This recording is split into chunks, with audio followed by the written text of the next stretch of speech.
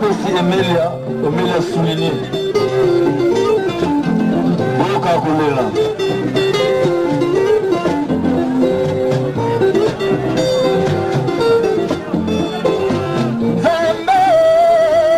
Mama, mama, bomanga motema na yo lokola banke atanga na loketo lokola petire ya. Alors Bomonia, c'est le dernier fils né quoi, dans le mouvement. Comme on a eu Ferre. Ma mère m'a cassé pour la Ferre.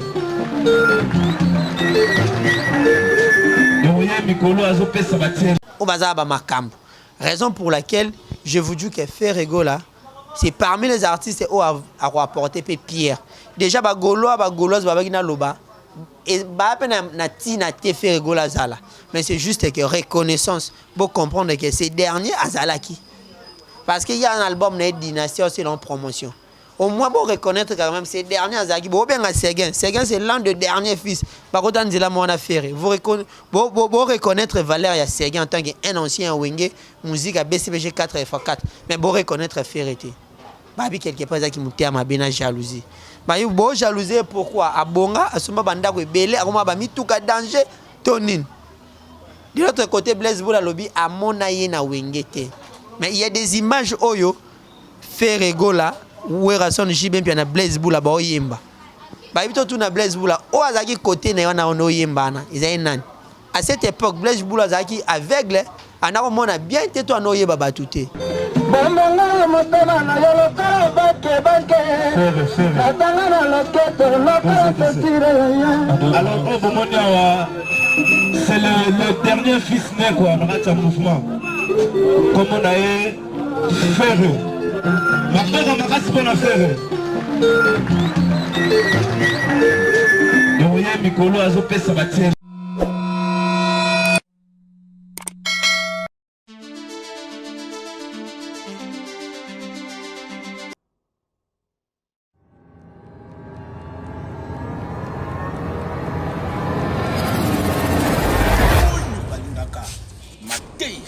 Et puis, oyo balingaka ba conseil. S'abonner na pété, s'abonner na yoga kina.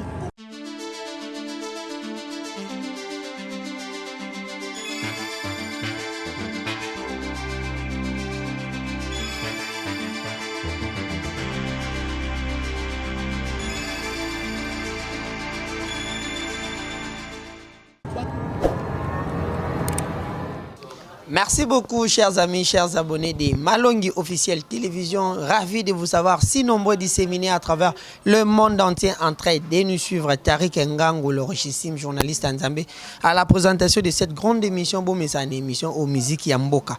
Musique Yamboka, c'est-à-dire nous allons parler de toutes les actualités. Il y a Musique Yamboka Nabiso, c'est-à-dire tout ce qui va se passer autour de la musique. Nous allons parler de ça. Au sommaire de cette émission, déjà, projet Wenge piloté par Amadou Diaby qui fait jaser, qui fait parler beaucoup de gens. Babi Naminito, déjà la première répétition. Et ça, la machine à niveau, il y a showbiz. Au cours de cette émission, vous allez savoir tous les détails. Surtout, nous allons parler de Ferrego, le padre, l'homme de Dynastie. C'est l'artiste du moment. Babi Naminito, Dynastie. Yangon et Yangon a terre. Nous allons parler de Ouerason qui séjourne déjà au niveau de l'Afrique du Sud avec tous les groupes Wenge Musica, Maison Mère, Jibem Piane également, Hérité Watanabe sont des invités des marques du président Théodore Obiangema au niveau de la Guinée équatoriale avec Tariq Ngang. Vous allez comprendre tout à Wanakati. Il y a Malongi Officiel TV. Là, je dis un grand merci à JB Herbie, c'est Papa Malongi depuis Paris. Plein de bonnes choses à toi.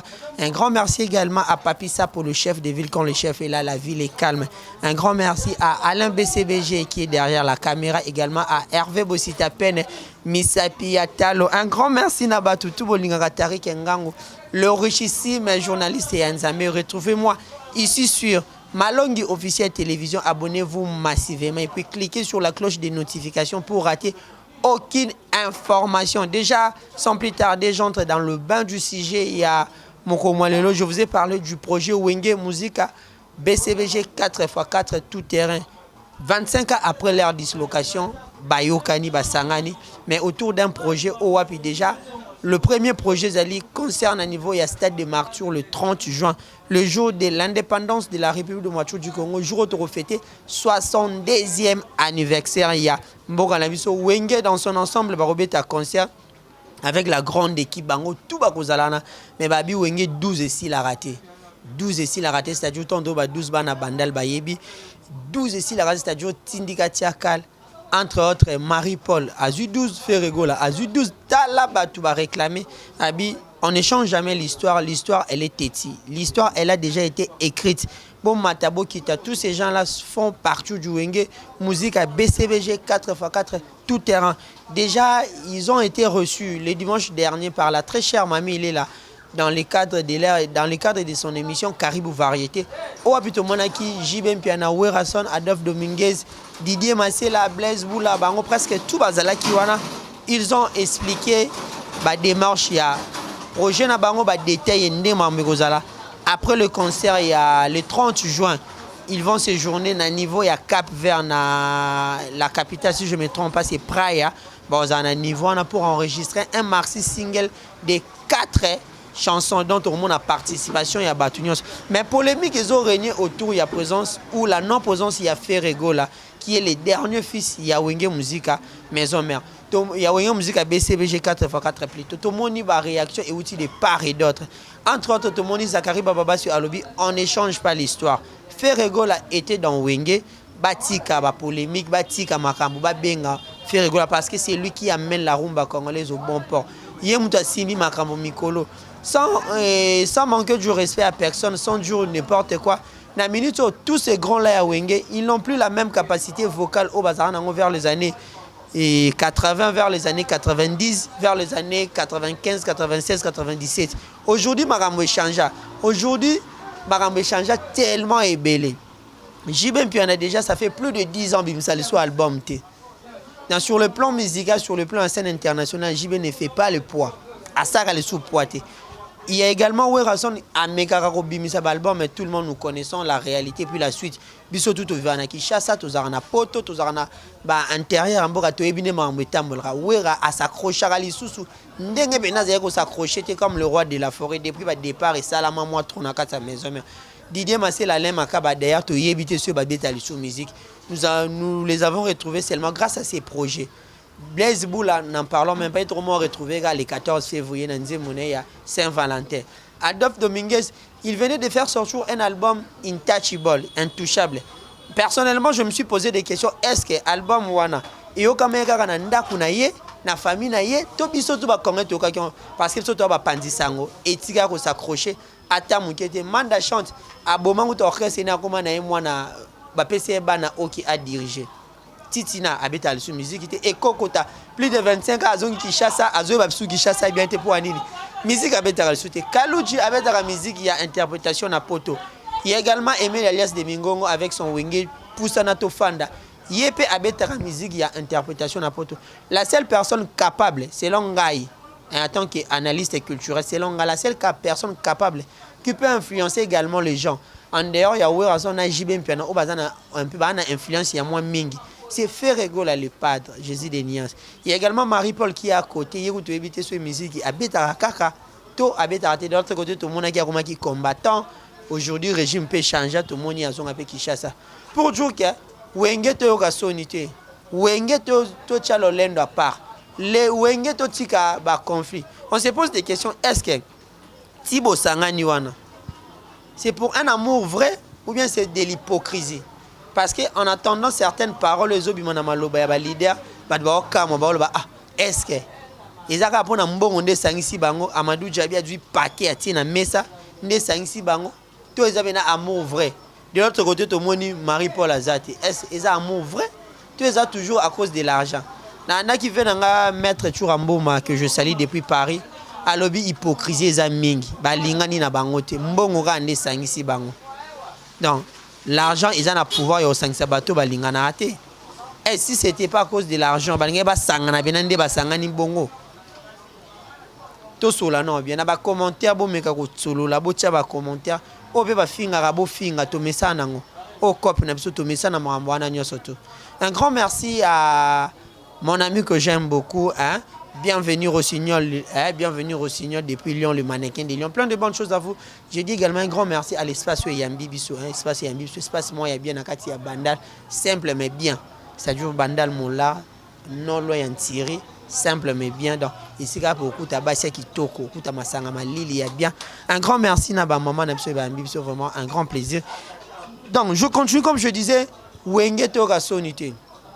Stade de Marchou, ils ont tala mounene 80 000 places assises. On a pris l'écolo, sans compter espace assez. Si vous avez un espace assez, il y a des dégâts. Donc, il faut esprit à la bonne mort enfin que événement ils ont reçu. J'ai dit les paroles de Maman Biliabel. Maman Biliabel étant une ancienne, il y a ma musique, il y a Moranabiso, étant également une grande chanteuse, il y a Moranabiso, ça va succès. À Lobby Boy, Abi. Au leader de Wenge Musique à 4x4. Beaucoup de choses ont changé. Certains n'ont plus la même capacité vocale qu'ils avaient avant. Bien que le stade sera plein à craquer, mais il faut satisfaire le public en matière de chansons. C'est là que Ferregola sera important pour tous ces grands mondes-là. Car c'est les premiers défenseurs du clan Wenge en chant. Ceux qui ne veulent pas de lui ont juste peur qu'il puisse leur voler la vedette. On est à propos. Il y a Maman Biliabel. Elle a dit cela. Pourquoi elle a dit cela? Parce qu'elle a un souci à Wenge. Elle a un souci à Wenge événement là. Il reçu total.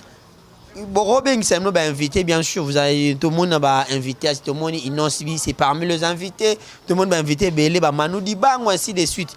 Mais fils maison baza. Au baza ba Makambo.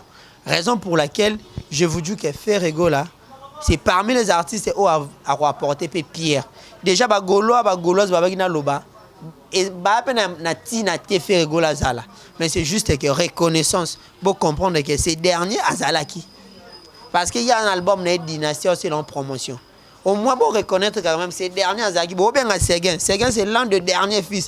Vous reconnaître valeur de Séguin en tant qu'un ancien Wenge, musique à BCBG 4x4. Mais vous reconnaître Ferreté. Babi quelque part qui m'a ma bena jalousie. Ba yo bo jalousie pourquoi abonga asoma banda ko belé akoma ba mituka danger tonine. De l'autre côté Blaise Boula lobby a mona yena wengete. Mais il y a des images oyo Ferregola ou Erason Jibem puis na Blaise Boula ba oyemba. Ba bito tout na Blaise Boula o azaki côté na yona ono yemba na ezai nani.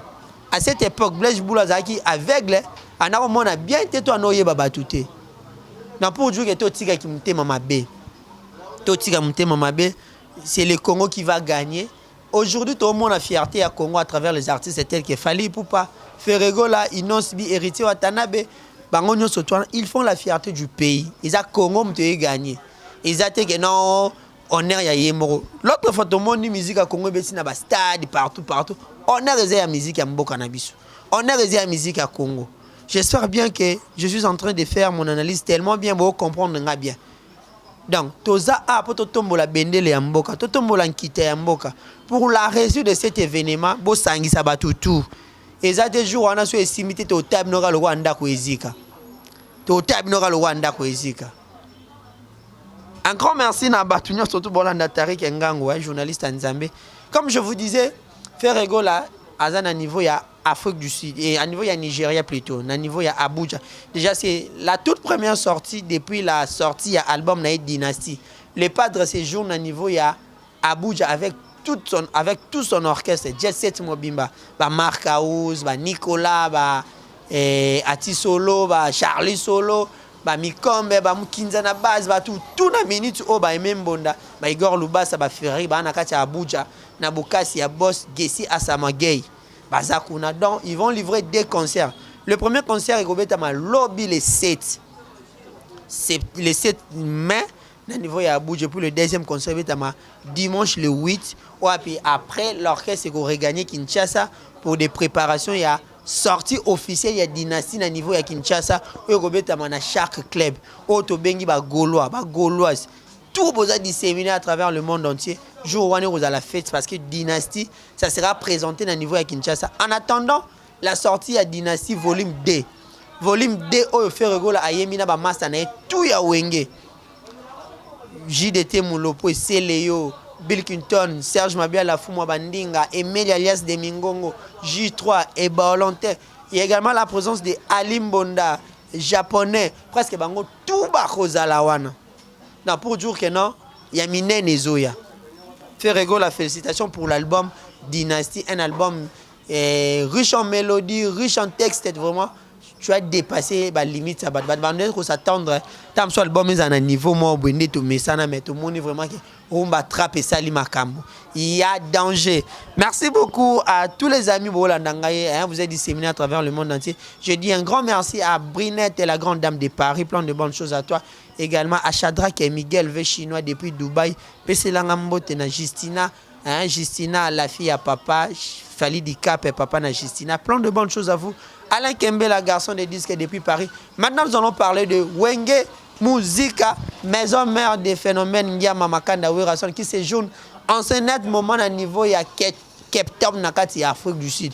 Werason avec ba poulet na ignoso, ba parfum d'Hubert, ba designer, ba tout ba Nakati Afrique du Sud. Concert et ça lobby les 7 et puis les 14 na Jobo. Ba fan tout ya maison mère bolingaka Werason le roi de la forêt. Boso ma bien nabino boyo yoka protéger base boyo yoka banzembo lokola ba Niki de vraiment beton en train de ba concert ba Augustine malgré tout effectif il y a maison mère lelo za les sous effectif ndemona ya kalaté za kiso moni ba mo héritier wa Tanabe moni J3 au moni les Bogards au moni c'est lelo mo ba kombo comme moi différent ba yeba na bena les sous minité to éviter eza pour Werason ba disque comme les gars inaperçu to Werason la ligne sous fula banate parce que soit fouli banango balongwana bango mais déjà bino nyo surtout vous à présent vous soutenir le roi de la forêt Werason papa n'exaucé na gladi plein de bonnes choses il y a Wenge Musica maison à niveau Afrique du Sud. Je dis un grand merci à Kemin Domba maman na Tegra, plein de bonnes choses à toi le roi de la forêt na Mboka Nabino, également à Al Mike Bombole mon ami Alpha Bombole depuis South Africa pese langa mbote na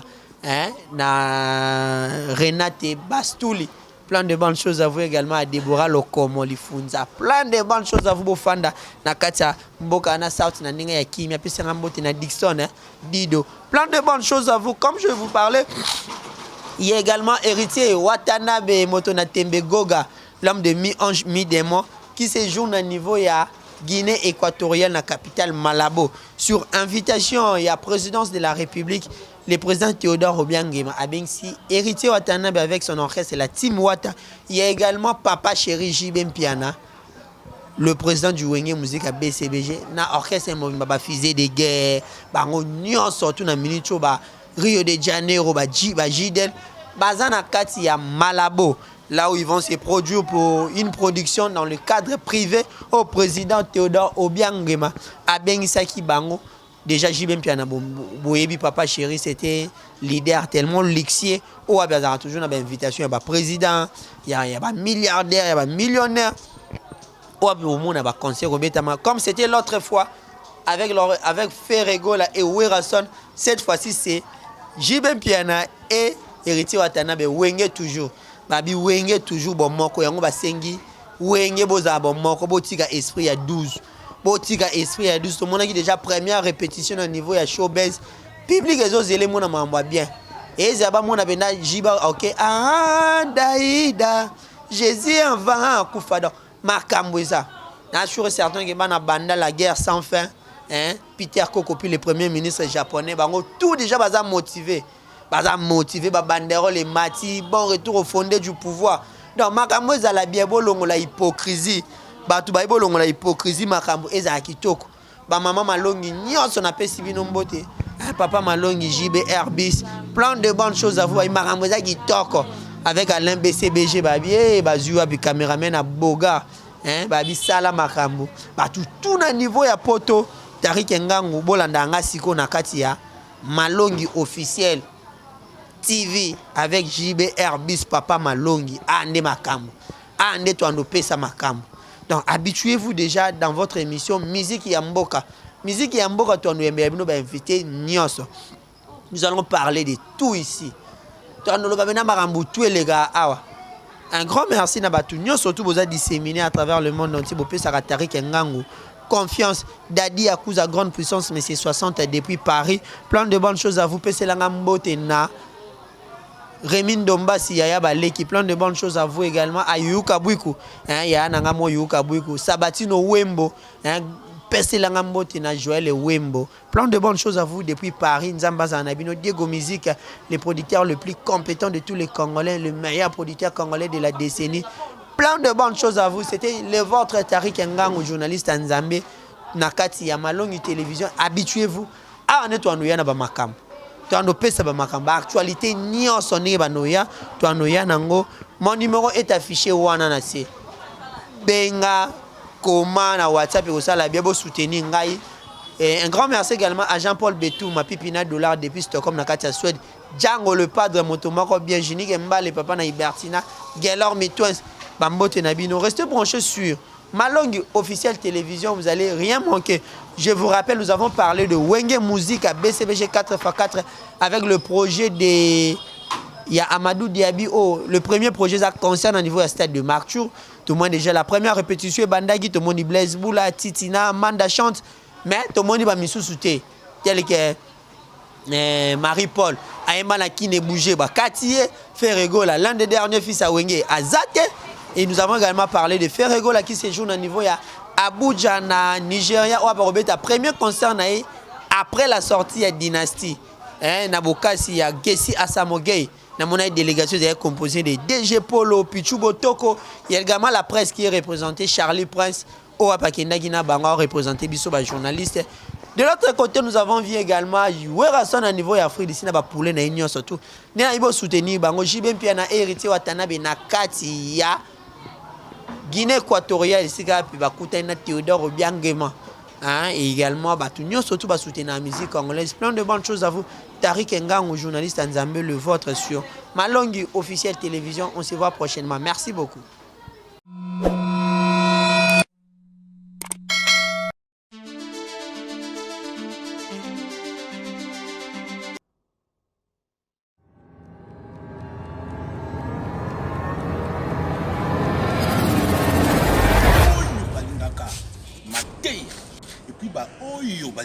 Conseil, s'abonner na pété, s'abonner na yo na